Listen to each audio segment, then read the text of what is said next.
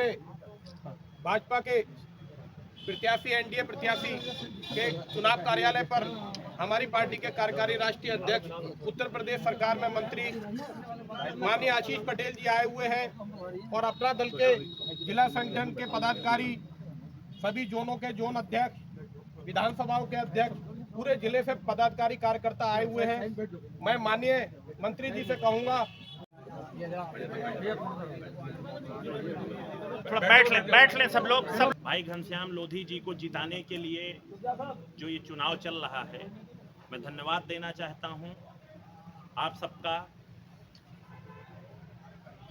और मैं अपनी ओर से ही नहीं धन्यवाद दे रहा हूं, हमारे भाई भारतीय जनता पार्टी के माननीय जिला अध्यक्ष जी की ओर से भी आप सबका धन्यवाद। और मुझे बहुत लंबी बात नहीं कहनी है, बस मुझे 3 चीजें आपसे कहनी है। उत्तर प्रदेश में पहला हमने विधायक अंसारी बिरादरी से जिता करके भेजा। उस समय किसी ने माना नहीं था, तमाम प्रकार की अफवाहें चल रही थी, तमाम प्रकार की बातें थी, लेकिन ये आप सबकी मेहनत और प्रधानमंत्री श्री नरेंद्र मोदी जी के नेतृत्व वाली सरकार, माननीय मुख्यमंत्री श्री योगी आदित्यनाथ जी के नेतृत्व वाली जो सरकार ने जिस प्रकार से निष्पक्ष तरीके से सबको सरकारी सुविधाओं को, सरकारी योजनाओं की सुविधाओं को। देखिए, पहले तो माननीय प्रधानमंत्री जी और माननीय मुख्यमंत्री जी के नेतृत्व वाली जो डबल इंजन की सरकार है, उसने इतने सारे जनहित के कार्य किए हैं, कोई लड़ाई में हमारे सामने है ही नहीं। और पहले राउंड की 8 की 8 सीटें हम जीतने जा रहे हैं। क्या फार्मूला अपनाया है? निश्चित तौर पे फार्मूला आपसे कोई चीज़ छुपी नहीं है। और जिस प्रकार से आम जनमानस माननीय प्रधानमंत्री जी के नेतृत्व के लिए मजबूती से आकर के खड़ा हो गया है, आप जब नीचे जाइए तो अंडर करंट को आपको एहसास होगा कि किस प्रकार से मोदी जी को तीसरी बार प्रधानमंत्री बनाने के लिए आम जनमानस ये चुनाव खुद लड़ रहा है। तो मैं तो सिर्फ इतना कहूँगा, अब की बार 400 पार। अच्छा, गठबंधन को लेकर क्या कहेंगे? गठबंधन जो चुनाव लड़ रहा है उसको लेकर देखिए, उनका आत्मविश्वास खत्म हो चुका है, उन्हें बार बार प्रत्याशी बदलने पड़ रहे हैं, आपस में उनके लड़ाई है, संगठन उनके बिल्कुल एक तरह से अनिश्चय की स्थिति में है कि वो क्या करे। तो ऐसी स्थिति में आप चुनाव क्या लड़ेंगे जब आप बिल्कुल एक ऐसी स्थिति में खड़े हैं कि आपके चारों तरफ अंधेरा है। उनको ये पता है कि उस अंडर करंट को एहसास वो कर पा रहे हैं और ये समझ रहे हैं कि अब की बार लड़ाई हमारे बस की नहीं है। अच्छा, रामपुर एक मुस्लिम बाहुल्य सीट है और आपके यहाँ पे विधायक भी हैं और मुस्लिम बाहुल्य हैं, मुस्लिम भी हैं, तो आप भारतीय जनता पार्टी को मुस्लिम वोट दिलवाने में कहाँ तक सहायक रहें?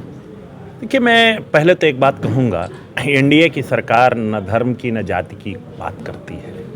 ये तो हमारे विपक्षी साथी उसको हर एजेंडे के रूप में ले जाते हैं। हमारा इस मामले में बिल्कुल स्पष्टता के साथ कहना है कि एनडीए का पहला विधायक रामपुर ने जिता करके दिया था, वो भी विपरीत परिस्थितियों में। आप ही लोग कहते थे कि पार पाना बड़ा मुश्किल है, और मैं उस समय आपके सामने रूबरू होकर के कहा था कि अब की बार हम रामपुर का इतिहास बदल देंगे। और मैं धन्यवाद देना चाहता हूं अंसारी जी को, हमारे माननीय विधायक जो हैं, इन्होंने जिस प्रकार से वंचित वर्गों का, चाहे वो किसी भी धर्म के हों, वंचित वर्गों के हितों की लड़ाई, उनको मूलभूत सुविधाएं देने का, उनको आवश्यकताओं की पूर्ति करने का जिस प्रकार से ये प्रयास कर रहे हैं, निश्चित तौर पे अब की बार वोट के रूप में रामपुर नया इतिहास लिखने जा रहा है। और आप जब 4 नवंबर को, वो 4 जून को जब नतीजे सामने आएंगे, तो आप जब गिनेंगे वोट तो आप कहेंगे ये कैसे हो गया। यहाँ पर और भी प्रत्याशी हैं, कुल 6 प्रत्याशी हैं, जिसमें 2 निर्दलीय हैं, 4 पार्टी से। क्या कहेंगे? प्राचार्य जी सुप्रीम कोर्ट के अधिवक्ता हैं, ईवीएम को लेकर बड़ा सवाल उठा रहे हैं और रोज कोई ना कोई खुलासा कर रहे हैं। देखिए, मेरा इस पे तो बड़ा साफ कहना है, इसी ईवीएम से तेलंगाना का चुनाव हुआ, वहाँ कांग्रेस जीती, वहाँ सवाल क्यों नहीं उठा? कांग्रेस ने कर्नाटक का चुनाव जीता, वहाँ सवाल क्यों नहीं उठा? तो ईवीएम उनके दिमाग में बैठ गया है, वो नीचे, उनके पैरों के नीचे से ज़मीन खिसक चुकी है, जनता उनसे भाग रही, वहाँ उनका ध्यान नहीं जा रहा है।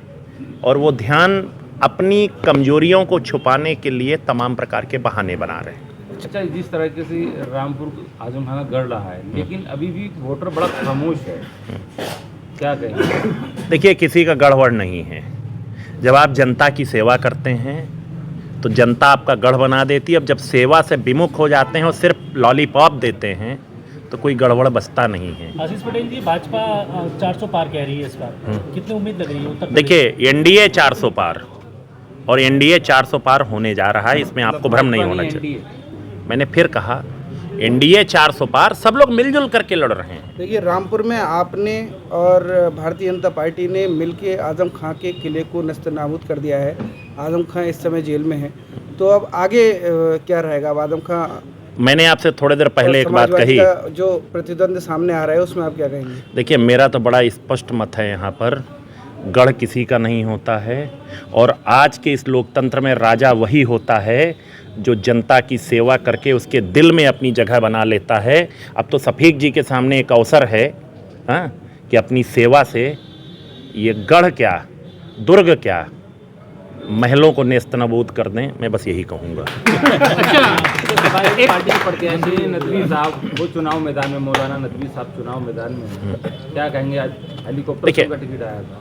देखिए, मैं उनका सम्मान करता हूँ और उनका है, लेकिन वो यहाँ से जिस प्रकार से वो चुनाव लड़ने आए हैं हवाई जहाज़ से, वो हवाई जहाज़ का चुनाव नहीं है। यहाँ पर जनता के बीच रह करके, उनके विषयों को सुन करके, उनकी समस्याओं को हल करके चुनाव लड़ना पड़ेगा और ये वोट के नतीजे से आपको 4 जून को अपने आप पता चल जाएगा। पटेल साहब, विधानसभा स्वाद टांडा में एक नारा है विधायक जी के लिए, एक अकेला सब पर भारी, विधायक शफीक अहमद अंसारी, क्या कहेंगे इस नारे को?